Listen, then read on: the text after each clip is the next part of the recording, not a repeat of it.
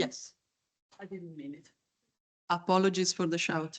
Okay, so here we are, and we're welcoming our guest speaker, Jacopo Turini. But before that, we're going to say why we're here. We're here because thanks to the Society for Italian Studies UK, we are hosting an early career researcher, Jacopo, as part of the networking scheme. We did that last year, you remember? Remember we had Aurora Moxon presenting for us. This is a scheme that allows the Society to support early careers, especially postdocs, presenting their research at a university of their choice. And Jacopo has chosen to present at Edinburgh. So here we are to welcome Jacopo and to say thank you to the Society and those who have approved this particular project and proposal. So welcome to Edinburgh on such a brilliant spring day. April at its best. So who is Jacopo? Jacopo has concluded his doctoral training and has earned his PhD at Cork, thanks to a scholarship from the IRC. Yes, and he's now working and is a research affiliate at Trinity, and also has produced a number of outputs already, one of them being a guest issue with Italian studies on the Anthropocene. His work is, or let's say started from an interest in identity, spatial narratives, and the geography of a nation. And your very first project, i.e. your doctoral project, was on the Alpine regions. Yeah. I'll have questions for this because I'm curious, how did you get to this particular piece of research? But since then you moved on and onwards to the next bit of the puzzle, and you're working now in part on, yes, the Anthropocene, but also more specifically on the geological imagination that has produced, that's made Italy, not just symbolically, but also materially. So that's an interesting one. So today's talk is about Claudia Durastanti, her work, Missitalia, which came out in 2024. Yeah. And in order to lead us to that, you will say something about both the context of your research, where you're coming from, where you're taking us, and why extractivism has got something to do with Durastanti's work. Okay? The floor is yours. Enjoy the moment. And thank you once again to the Society. Thank you very much. Thank you, Federica. Thanks to the Society for the Italian Studies. To the... Is that okay? Yes. Maybe, yeah. Speak loud and clear. And to the University of Edinburgh as well. It's really a pleasure, not just for the good weather, but also for that. So yeah, as Federica said in a kind introduction, well, first of all, I just need to share the screen so that you can see the title of my presentation. This is a good opportunity for me to present this project on geological imagination and nation building, I should say, which is still a work in progress in a way, but has already started to becoming something way more concrete and that I'm really happy about. So I will discuss how I arrived at this, project, and I will focus on Durastanti's Missitalia. So for just a few words on my background, if it works, yes. As Federica said, I come from, let's say, the study of national and regional identities in border areas in contemporary Italian literature, using this approach that I developed at the intersection of geocriticism and literary geography as well. But long story short, focusing on representations of space in text from the Alpine border region, I analyzed how literary production in the Italian language is, despite the national border, is still very much regional or focused on a regional environment. So this interest of mine in the tension between the national and the regional, between the sense of belonging, placemaking, and nation building, reverberates in my studies on the geological realm as well. So this new project builds on my studies on literary geology, which we will see in a few slides, material eco-criticism, and the broader framework, hopefully, on the environmental humanities. So I do work mostly on contemporary Italian literature from the 21st and 20th century, but I hope that with this project I can provide analytical foundation for other time periods, but also touching on not just on history of Italian unification or Italian colonialism, but also to expand and include visual art and cinema. But to go deeper in the projects, as Federica said, I examine what I call the geological imagination in connection with the discourse on extractivism, understood both as an economic system that produces what scholars have called sacrifice zones, and as a cultural agent that produces imaginary geographies and colonial temporalities. In the Italian context, regions or macro regions such as the south, the highlands, and the internal aree interne or internal areas, and the islands reveal how histories of environmental and geological exploitation intersect with cultural narratives that discipline space and time within the logic of extractivism. The extraction of Italy's geological resources has thus contributed both to material colonial histories and to the colonization of the geographical imagination itself. So this double movement, material extraction and imaginative extraction, is the central tension of the project. So if on one hand, geology and the subterranean have historically shaped industrial modernity's understanding of time, matter, and progress, perpetuating subordination across both material geographies and geographical imaginaries, this project asks whether geology and the subterranean might instead serve as tools for deconstructing these dominant narratives. So opening the possibilities of alternative forms of word-making, new temporalities, and new geographical imaginaries that unsettle these colonial dynamics. So there's three questions guiding the research. So the first one is, to what extent extractivism is a useful framework for understanding the Italian socio-cultural and ecological history, as well as Italian nation building? How has geology contributed to both material and symbolic forms of domination in the Italian context? And third, what new perspectives emerge when artists and scholars reimagine Italy's subterranean world? So the seminar is organized in few layers, starting from the basement rock. I will start talking a bit more about the subterranean and what is literary geology for me. Then we'll move on to the bit more theory on extractivism and sacrifice zones. Then we'll move on to the Italian context, and then at the topsoil, we'll focus more on Durastanti's Missitalia as a case study for today. So, of course, when we think about the subterranean world, we engage with figures that are already overloaded with meaning in our language, in our intellectual traditions, in our theoretical frameworks, and so on and so forth. We have the unconscious, the repressed narratives of catabasis, origins, roots. So the underground carries all of these and more. As Roberta Coglitore has shown in her study of stones in authors like Breton, Bachelard, and of course Caillois. Our fantasies about geologic matter vary according to the dominant visual culture and aesthetic taste of any given era.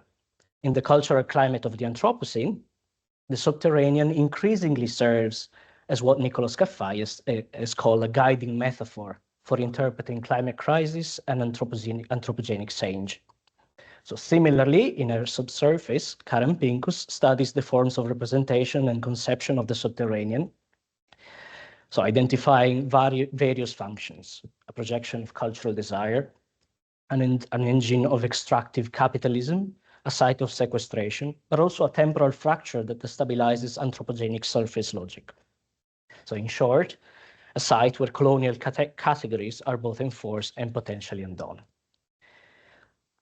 So my project moves within this cultural framework, the one of the Anthropocene. As Manley and Taylor observe, the Anthropocene is, of course, the epoch in which our singular species reads its transformative presence in the Earth's strata. So reads itself in the rocks, and in doing so, establishes new story about its identity on this planet. So in this framework, geology becomes a way of thinking temporal and material alterity, in which deep time functions as a challenge to human-scale narratives and perceptions. So this brings me to the theoretical core of the project, literary geology. So I wrote about literary geology in the latest article published in the special issues that Federica mentioned, and I try to theorize it as a sort of a critical proposal for the reading of place in time. That is, examining representations of geologic matter and beings and the subterranean. I operated at the intersection of literature, cultural geography, and geology, in the idea of challenging fixity and belonging in the Anthropocene by understanding the place as a dynamic process shaped by environmental forces, human interactions, and political decisions. So, of course, it draws on geocriticism and on material ecocriticism, particularly in the work of Jovino and Opperman, who argue that matter possesses a dimension of textuality that produces, and I'm quoting, ongoing configurations of signs and meanings that can be interpreted as stories. End of quote. So geological matter functions as a text in which to read the strata of environmental and geographical change. However, my primary theoretical inspiration is a geographer, Doreen Massey, who proposes that places should be understood as events, so as ongoing processes rather than static entities. In a quite famous discussion of erratic boulders as migrants, so rocks that travel from Scandinavia to Northern Europe to Germany and Hamburg in this specific case, during the last ice age, they're indifferent to the political boundaries they came to rest within. So they unsettle the role of nature and landmarks in the construction of spatial identity and the sense of belonging grounded in an essentialist and fixed idea of place. However, while Massey uses geology rather metaphorically, Catherine Yusof has more explicitly linked geology to the critique of colonial temporality and geography.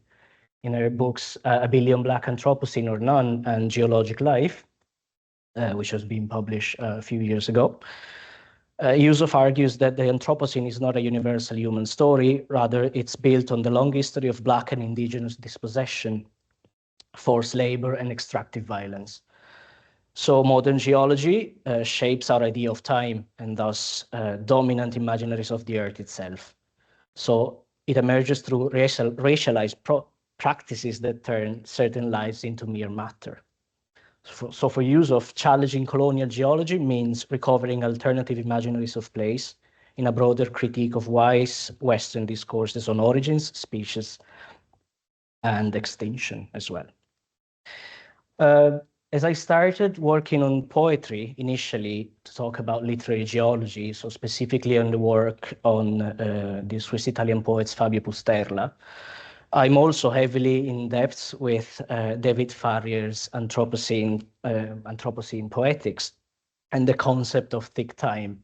That is, those poetic images which can fold multiple temporalities or the past, present, and the future in a single image, in a single frame. And this helps to make visible slow violence.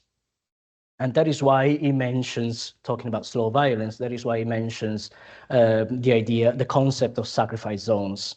There are places, places and communities disproportionately exposed to to environmental harm. So territories that bear the costs of extraction and development, while of course reaping few of the benefits. That is when and how we go to the discourse, the broader discourse on extractivism, so the upper layer of this talk, because sacrifice zones belong to this broader debate of what is actually extractivism. So the term originated in Latin American political ecology in the work of scholars like Maristella Svampa and Alberto Acosta, and most recently in Martin Arboleda's work on extractivism as a global logic of accumulation. So it describes, of course, a development model based on the massive extraction of natural resources for export with minimal local transformation and benefits, but profound ecological and social disruption, of course. As Arboleda argues, extractivism is not merely an economic policy, but is a total social relation. So it rewrites the political ecologies of territories, reorganizes bodies and temporalities, and weighs asymmetrically to on the population that it affects. But crucially for this project, extractivism is also an epistemic violence because it raises alternative geologies, which means also local cosmologies, ways of inhabiting and knowing the territory, so local knowledge, so on and so forth. So sacrifice zones are made possible by a preventive colonization of the imaginary. The territory must be first represented as empty, backward, archaic, available, so that its extraction can be legitimized. But can we speak in this sense of extractivism in Italy? Can we speak of colonialism in Italy? We need to be extremely cautious, I should say. So I want to be a bit careful here, because it would be improper to simply map the Latin American theoretical framework of extractivism onto the Italian case. Because, of course, Italian internal disparities are not identical to the colonial relations between European powers and the overseas territories. However, as you all know, there are certainly forms of colonial gaze. So, and now I think it's nice that Aurora Moxon already gave a talk here about how especially the South was representative backwards versus Italy as modern. So in fact, as Jane Schneider notes, the Mezzogiorno, the South, was systematically represented as the repository of everything the Italy was supposed to have overcome. So again, the barbarous, the primitive, the violent, the feminine, and the African. So stereotypes that justified centralized territorial management and the exploitation of local material and human resources. So the South was constructed through the new sciences of criminology, anthropology, statistics, so as the barbarous interior of the civilized nation. And as Federica argues, Italy has been persistently defined both internally and from without in terms of lack, anomaly, an exception with respect to the modernity of other European countries. So this is a very obvious trope that goes back to the long tradition, since the long tradition of the Grand Tour gaze, and amounts to a form of cultural coloniality, of course. So within this broader dynamic, the South occupied the most subordinate position, cast as the barbarous interior of an already eccentric national body.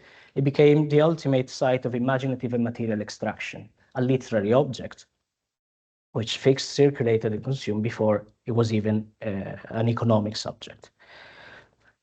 Of course, this is just how should I say, an outline of the sacrifice zones that I plan to focus on, or that I've already started working on. So the first one is obviously perhaps Sardinia. There's many examples in Sardinian's cultural production or Italian cultural production on Sardinia, even on a letter that the art historian John Berger wrote to Subcomandante Marcos, talking about Gramsci's childhood, talking about how stones formed the post-colonial thought, which is very fascinating. I'm not going to focus on it now, but it's a good read. So Sardinia is perhaps the most visible case, not just for the prehistorical monuments, we should say, or architecture, but also for the mining history.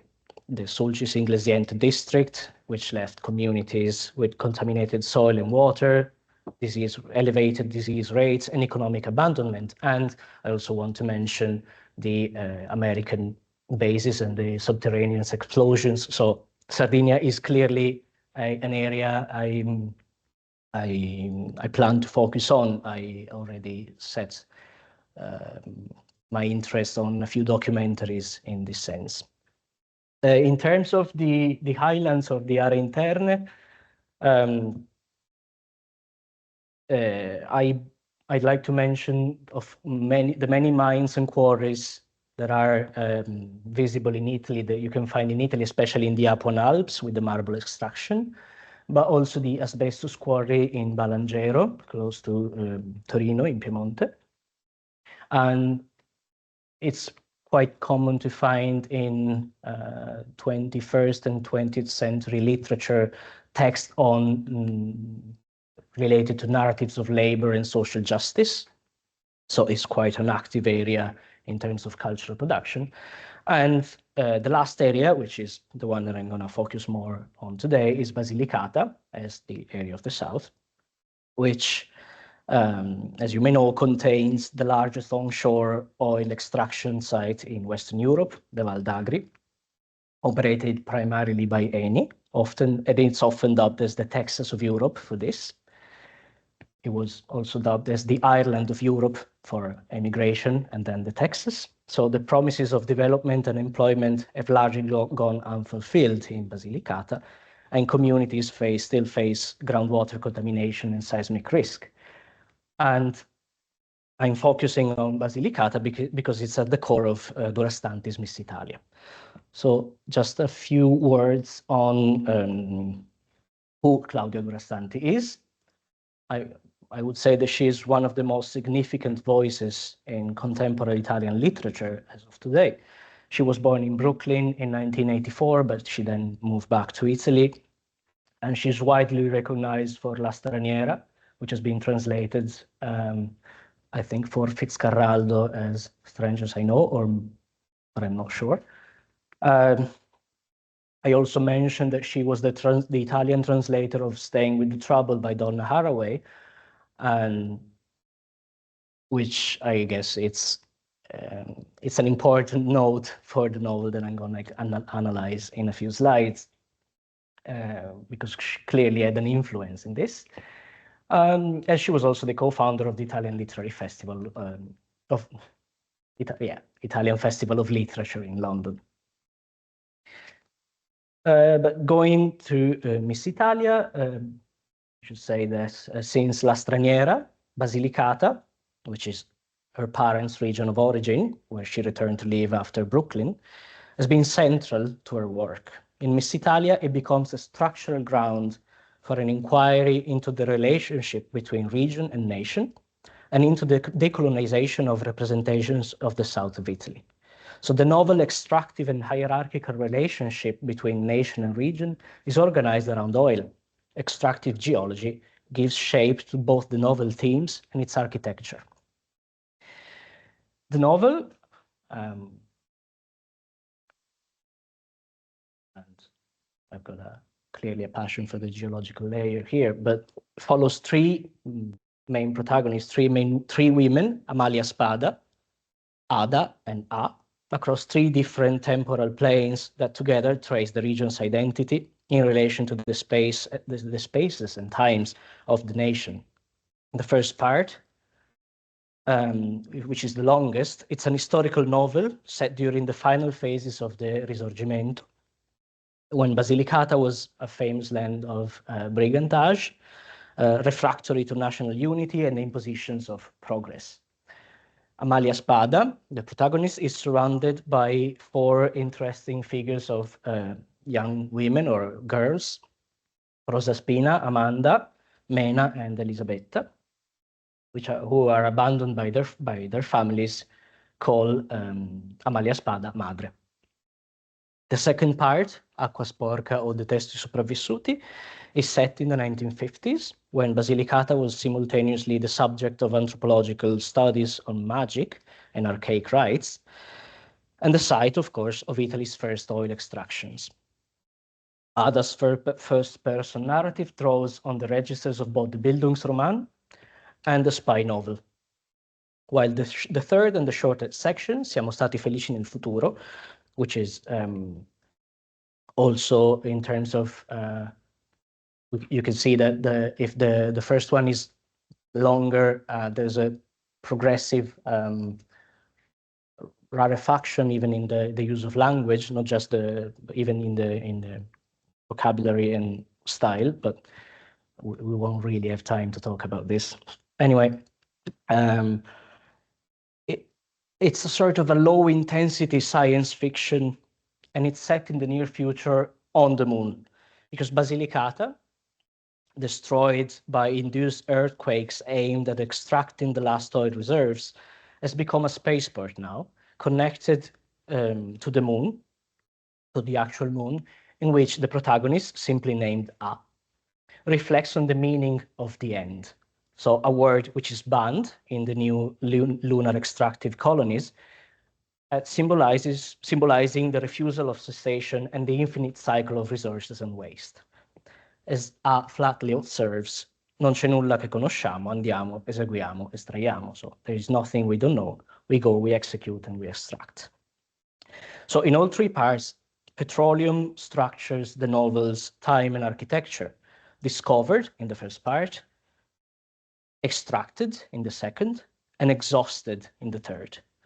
So today, I focus mostly on the first section, Le Anguille, though the novel's architecture across all the three parts is essential to its argument. So I'd just like to go back a bit on Catherine Yusuf's second book, Geological Life, because the idea of Italy as a nation of luck and anomaly connects to her concept of ghost geologies and missing arts.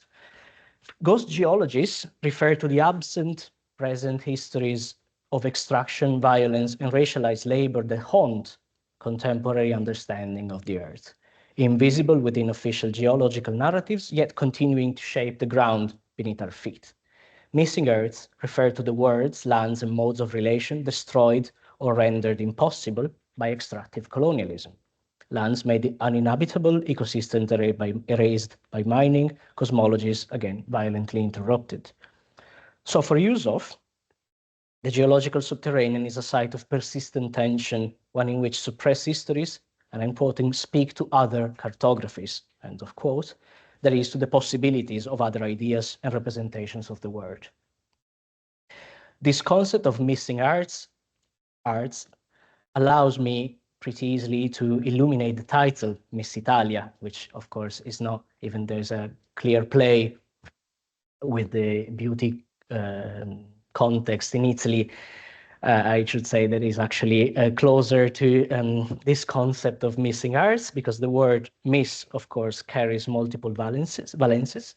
It refers to young women, but also to absence, nostalgia, and missed opportunity. So I'm going to read the quote in Italian, and there's just a translation. Quando le veniva da piangere, Amanda, who's one of the girls, and she's half American, diceva I miss America, e poi spiegava che miss significava signorina, una che non si era ancora sposata, ma voleva dire anche mancanza. Per Amanda, miss è una parola speciale, perché non ci sono molti suoni che sanno tenere insieme la verginità, la nostalgia, eppure il bersaglio appena mancato. So we got missing arts, missed targets, and missed opportunities, all in the same quote, three themes that surface most acutely in the relationship between Basilicata and, by extension, south of Italy, and the nascent Italian nation state. So, in Le Anguille, the subterranean world is configured as a sort of a counter-geography to that of the Italian nation state.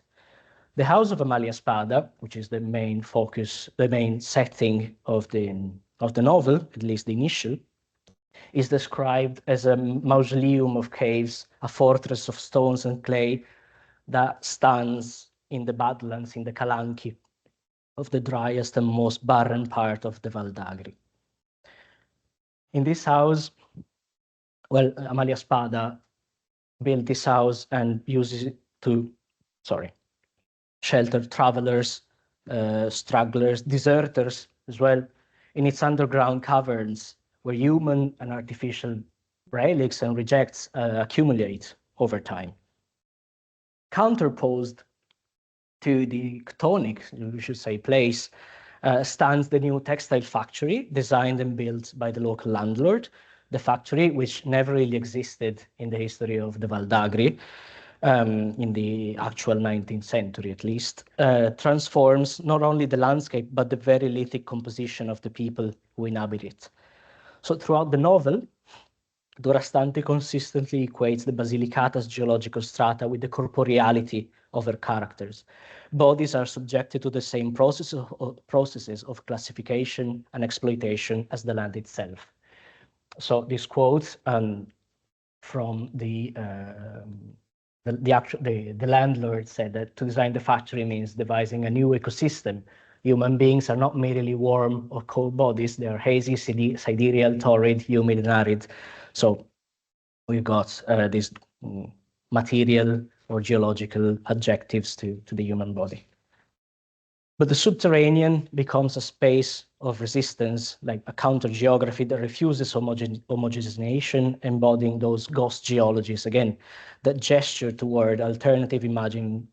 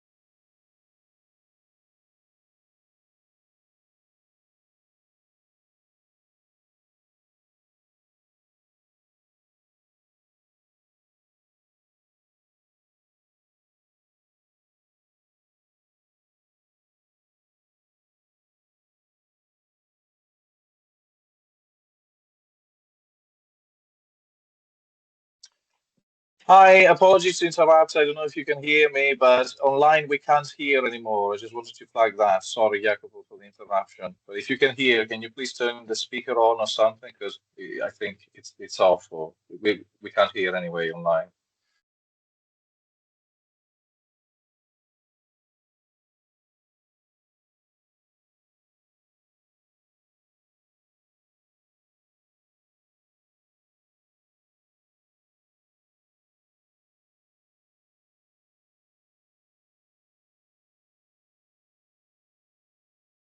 Okay.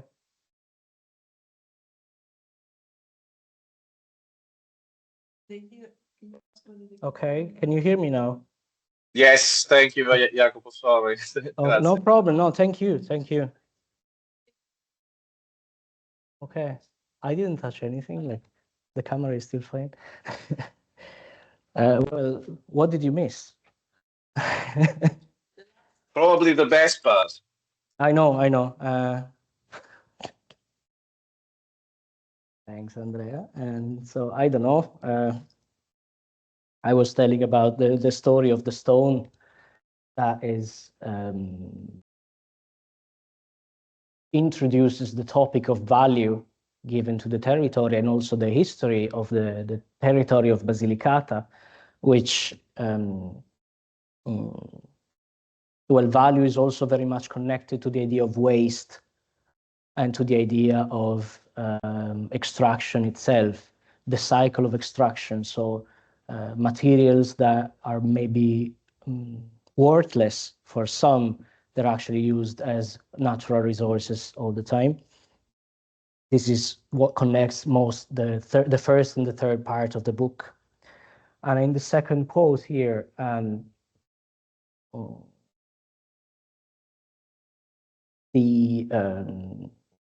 narrator traces the story of the stone, connecting it to the story of the subterranean part of Basilicata, which, oh yeah, maybe I just need to, revealing Basilicata as a terra di perenne inquietudine. So nel suo punto di origine, quoting, il sasso condivideva con il suolo con un liquido dai riflessi traslucidi, un nero primordiale che accecava la vista. Era un liquido subdolo che frusciava attorno al sasso e minacciava di inglobarlo da ogni parte. La terra che lo ospitava era consegnata a una perenne inquietudine. This perenne inquietudine, this restlessness, is what Rosa Spina, one of the girls, experiences in the idea of the future as a missed target. Again, her anger is directed above all at the feeling of being confined to the past, leading her to guiding the other girls to both the killing of a Piedmontese soldier and the final explosion, destruction of the factory. So Missitalia constructs the South as a suffocated and spectral space within Italy's national geography. And the history of oil, again, found, extracted, and exhausted, allows Durastanti to develop a deeper theme, that of the autonomy of representation within colonial geographies and imaginaries. So, as noted by Irene Cecchini, the centrality of the feminine in the novel is the vehicle for this autonomy of representation. Durastanti's women carry an independent perspective on both geography and imagination, subverting the traditional role of victim, traditional for some literature, of course. So the male figures, for instance, especially in the first two sections, are defined and named exclusively by their functions that imply appropriation over space and representation. There's il pittore, il perito, il visconte, il magnate, l'antropologo, and all of them are weak figures against whom the women of Missitalia rebel.